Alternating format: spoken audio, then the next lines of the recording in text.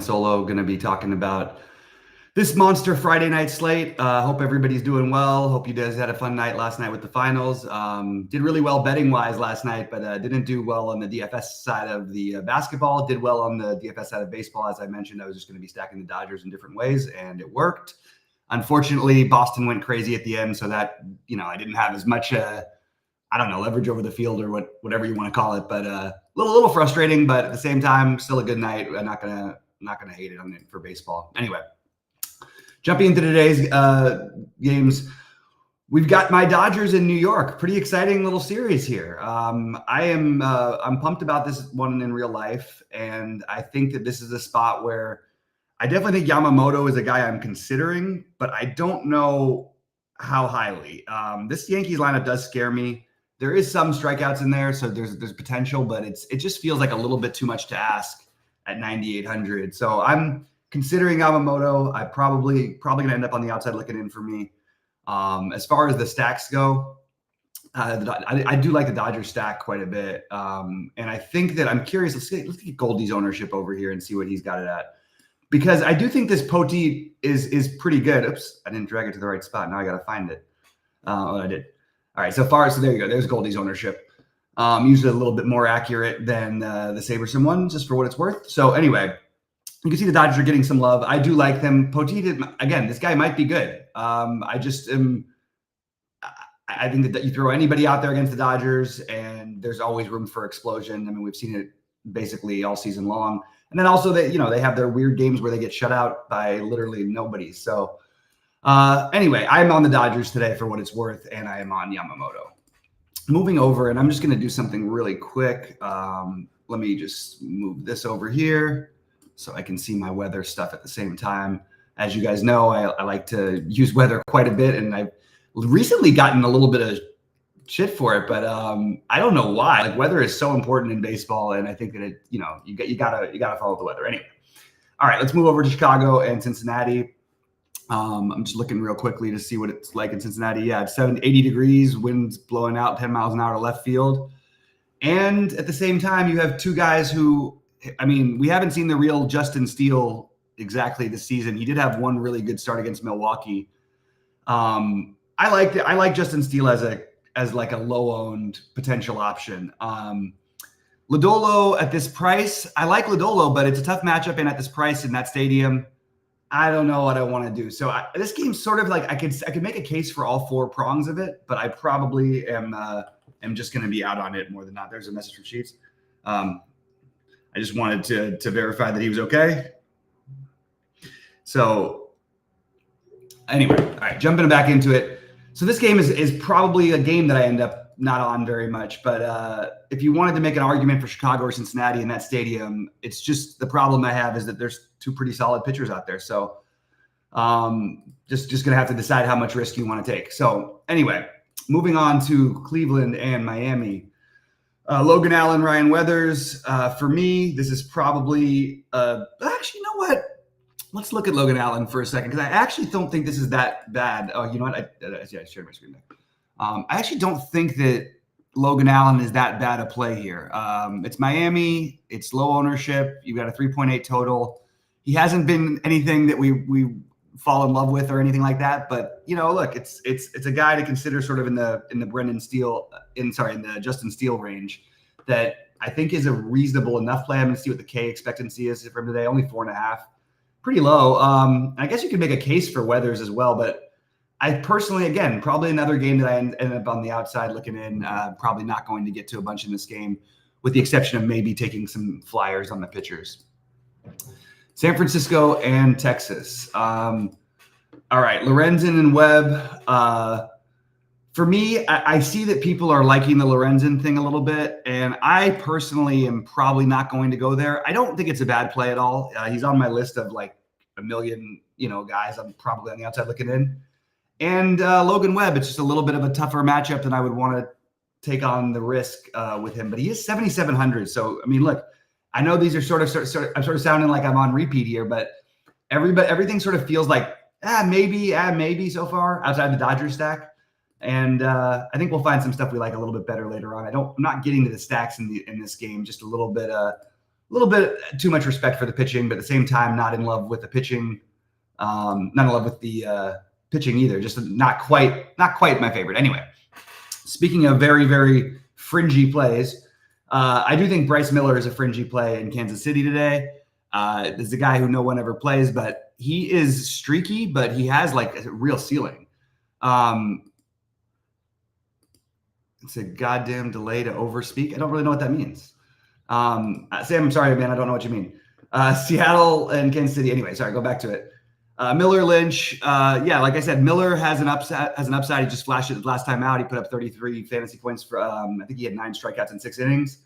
And I think this is a totally viable spot to take like a little bit of a gamble. You see his K prop is only 4.5, or K expectancy is 4.5. I think that's really, really low.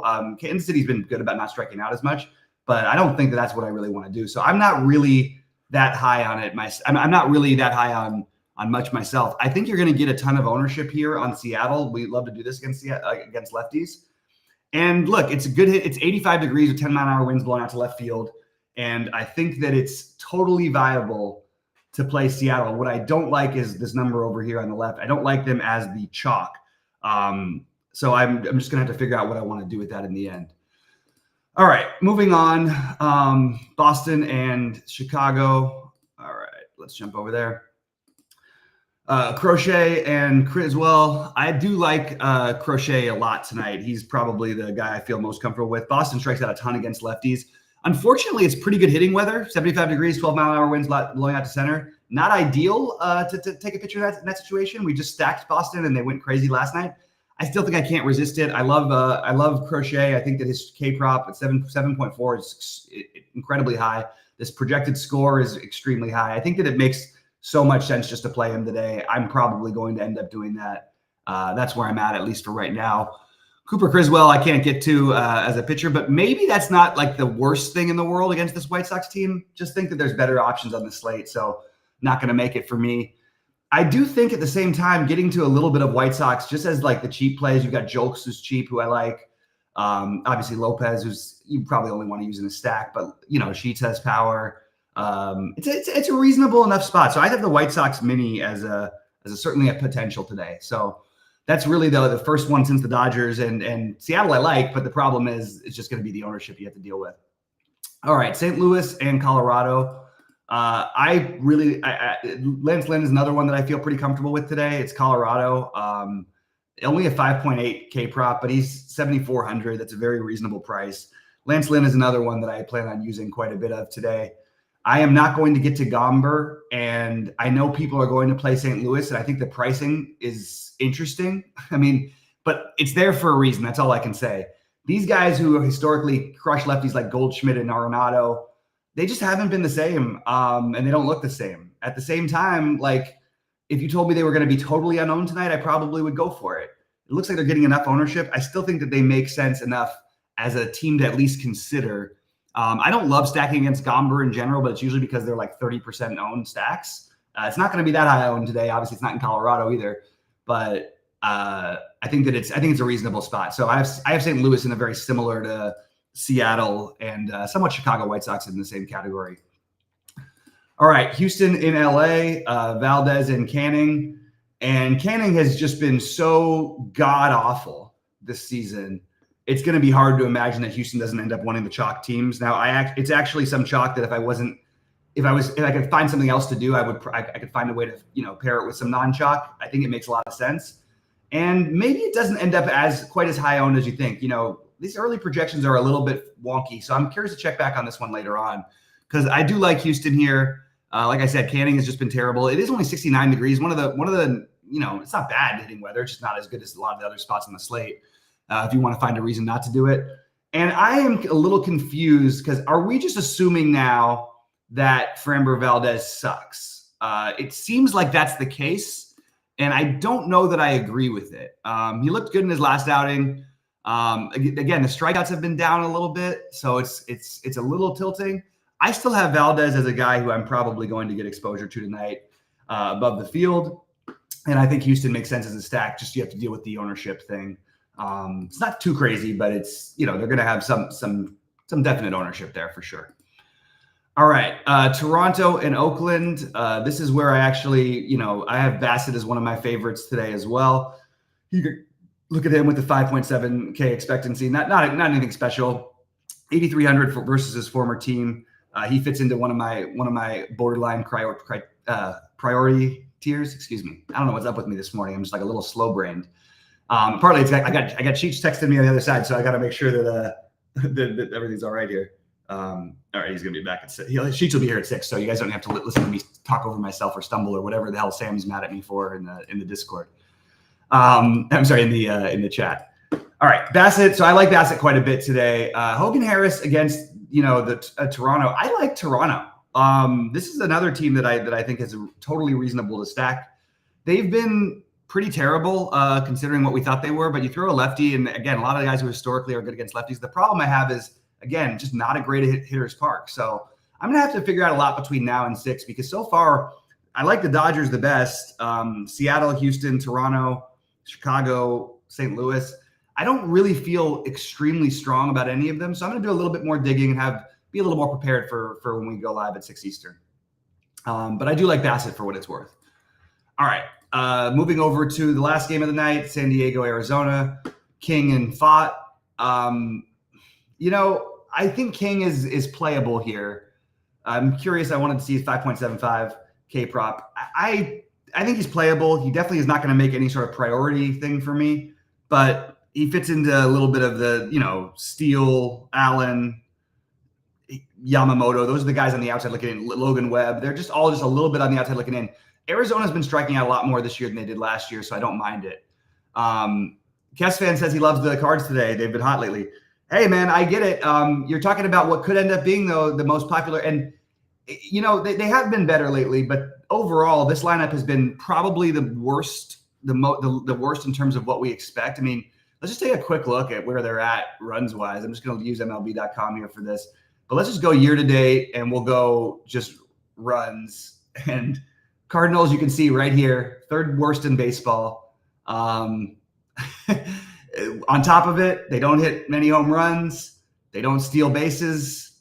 They steal a little bit of base, not much. I mean, really, it's pretty gross. Let's see where they stand OPS wise. I mean, it's really a putrid offense. A little better OPS wise, that 22nd in the league.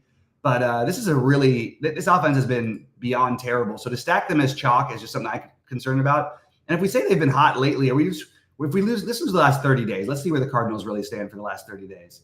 I'm going to guess that they're probably a little better than they were at the very start, because they were the worst team in baseball. So yeah, see, they definitely have been better in the last 30 days. Maybe that's something to glean on. Same thing with Houston. I think that's worth it. I don't think, Alan, for what it's worth, I don't see Bassett as being mega chalk, and I don't see why that's any more worrisome than anything else. Who's your super safe pitcher of the day? If you think Bassett is extremely high variance in one of the best matchups in baseball, because Bassett has been insanely consistent, not necessarily great all the time, but consistent. He's got probably as long a leash as anybody on the slate. And I don't really anybody can get hit in baseball, but I don't think Bassett is you think Lance Lynn is much safer. Lance Lynn's going to have twice the ownership of Bassett. That's gone wrong a lot more than the Bassett thing. So I don't know about that one. Personally, I do have Crochet, Bassett, Valdez, Lynn as my main pitchers, and I am considering all the guys I mentioned before. Yeah, I hear you, Alan. I hear you. And then also, Dodgers as a full stack the most. I do like it. I mean, the St. Louis chalk is if they end up chalky, I'm going to be off of it. If they don't end up chalky, I'm okay with going with the St. Louis idea. Seattle, Houston, Toronto, Chicago, White Sox. Those are the teams I'm considering. So I got a lot of work to figure out what I'm going to do by. Hey, what's up? Oh my God, there it goes. I was just about to get out of here. I literally was leaving. What's going on, man? Oh, sorry about that. Oh, okay. No, you're good. I'll stick around for a minute. I just was talking through what I liked for the slate. I went through every game. I ended up. I don't know if you saw. I ended up cashing in that 555 without Luco. Yeah, beautiful. I know it was the right game script, and it was exactly step one out of the way for the big bets too. So. James Hardy's the one that got there for somebody at the end. Yeah, I So played the Pirates. let me guess who you like. By the way, did you cash with the Dodgers last year, or Boston was too good? Yeah. I cashed deep in everything, but I didn't play much, and Boston took it away from like I was top 5 like in most of the ones most of the night, and then top 20 in the lottery, so with a chance, but it just Boston got there too much. So wow, I have 2 pitchers that are just so far above everybody. Did you get to both Crochet and Lynn or no? Yeah, Crochet and yeah, I mean, I don't know if above is we were sort of just debating a little bit. I like Crochet, Bassett, Valdez, and Lynn as my 4 pitchers today. Crochet is like significantly like projected better than everybody else. Yeah, By a lot, more than I mean, even look at these numbers. I mean, 7.4 expected K prop like against Boston, who I mean, they just strike out like crazy against lefties. It is good hitting weather for Boston, so there's a little bit of danger. And that's sort of what I came to is I feel like every pitcher has a little bit of danger. Lance Lynn feels safe-ish, but do we really feel that safe about Lance Lynn? Do we really feel that safe? We were talking about Bassett. Valdez, who's been streaky, hasn't been the same guy this year. So nothing to feel like, oh, I need to pay up for this pitcher. And at the same time, there's not really many stacks that look like that you really need to play, right? Like, yeah, I was getting. What was I getting? Looked like. Let me just see. Like Seattle. that's the chalk. Yeah. Yeah, Seattle, Houston, maybe. That's the other chalk. Yeah. So I mean, I didn't run any sims yet or anything, but those seem to be the idea. What about St. Louis? You like that at all? That's the other. Those are the, I think that Houston, Seattle, St. Louis are the 3 popular teams that I was sort of trying to make a case for avoiding, if not. Okay, you know what? You know what? I lied. So I did run some lineups, and actually, you know what I would be getting? Believe it or not, What's that? 50% the Los Angeles Dodgers. That's what I'm in on. Yeah. and then the other guys I'm actually getting are Cleveland, Toronto, and Cincy. So, okay. Yeah, so I'm actually not getting to so much of the popular ones like so Seattle and Houston and even St. Louis. Like those are the 3 I have at like 20% and below. Right now, Dodgers, Cleveland, Toronto, and Cincy would be my top guys. So Dodgers you like. I don't even dislike the other ones. I just think they're going to be popular, and I was trying to decide how popular I thought they'd be by the end of the slate. You know, and we've seen this thing so many times with St. Louis that it just gets frustrating. And they've been just terrible this season, but although they have been better in the last month or so. That's my only issue. It's just hard to. The reason that they look so good is because they're so cheap. But they've been like, I mean, you have Goldschmidt who hasn't like hit anything more than a single in like, as you would say, since the Eisenhower administration. Like, and he's going to be like one of the most popular players on the slate. It's just hard to go for that. I like that, Kes fan. If you want to take a stand, he's got Crochet and King in all of his lineups. I think that there's other pitchers there, but I don't mind if you want to take a stand on pitching because I don't feel like anything. Lynn and Crochet are the 2 clear chalk ones. But I think Bassett is every bit as good a play as Lynn is. And I think that Valdez has the upside, even though the projections seem to hate him. Right. You like we talked about Houston. Like Arizona at all? Do you get to any of that or not really? I didn't get to Arizona at all. No, King has given up nothing, and I've got no reason to pick on him. Okay. And I was mentioning this about some of the spots like Toronto looks like an interesting team to stack, even Houston. But there's so many good hitting weather games these days in the Midwest and back east because of the heat and the humidity and everything. And out here on the West Coast, right, everything's in the 60s today, and it's just not as much fun. You know what I mean? It's not as much. Yeah. You don't feel as great about stacking those teams in that 60-degree weather in Oakland. I'd rather play 78-degree weather in Yankee Stadium with 11-mile-an-hour winds blowing out to center. Right. Although it's not ideal. The Yankees are not a team in general I try to stack against because they have a good bullpen, and even this kid is, I think, pretty good. Who they're rolling out there today. It's just the Dodgers. I'll take my odds against most anybody in that situation. Who for the Yankees? You mean? Yeah. He's been good, and he had a good. His strikeout rate in the minor league was really good, but I think there's a total bust path for it, and it's going to be hard to keep me off the Dodgers. I was surprised to see the Dodgers below a 5-run total today. That really surprised me. I thought they would. Yeah, they really ran it up yesterday. Yeah, And by the way, I mean, that was the thing that I actually got a little tilted in the 7th inning when they were up 11-4. They had the bases loaded and nobody out, and the guy smoked one into a double play right at the bag. So then they ended up getting out of the inning, but it was like all your guys on base, all your guys coming up, and it just felt like, God, couldn't we get a little more with the bases loaded and nobody out? But I guess you can't get too greedy. Yeah, I guess we have every right to complain. I guess I have a right. I feel like I have a right to complain if how many times I've gone through that. I think so. I think so. I think a little bit, just until I get the next win out of the way. Just a couple of updates. I did the MMA, the DFS breakdown yesterday. I did the betting breakdown this morning. I'm going to do the lineup construction video later tonight or tomorrow morning, and I will be there at 6 to help with the live stuff later. Awesome. Yeah, I think I'll have a better feel for this slate a little bit. Bregman is day to day. Yeah. So we got to watch for the. He missed Wednesday. Did they play yesterday? They played yesterday. No, they didn't play yesterday. No, they didn't play yesterday. Okay. So, yeah, there's gonna. I mean, and look, there might be some different lineups out there. We still don't 100% know if Seager is going to play, things like that. But overall, I'm treating it like it's the projections are going to be mostly right. Usually on Fridays, the start of series, usually you have your normal guys out there. But always, as we get into the middle of the summer, it's going to start getting weird lineups out there a lot more often. Yeah. All right. Well, all right, man. Well, let's. So I'll see you at 6 if that's cool. Yep. Sounds good. All right, man. Have a good day. Good luck.